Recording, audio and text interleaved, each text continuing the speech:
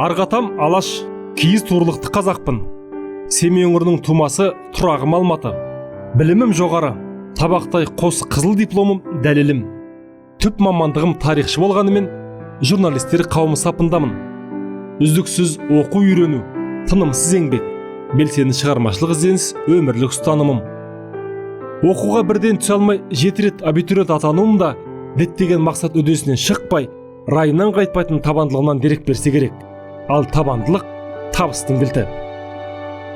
Бүгінде барша алаш жұртын толғантар мәселе аз емес. Соның бірі қазақ тілінің тағдырына мен де алаңдаймын. Алайда күңіреніп күрсіне бермей, күресу арқылы, білек сыбана әрекет қылу арқылы үлес қосу қажет деп білем. Ендеше жаратқан өз жар болып, қолға алған ісіме сәттілік, береке бергей.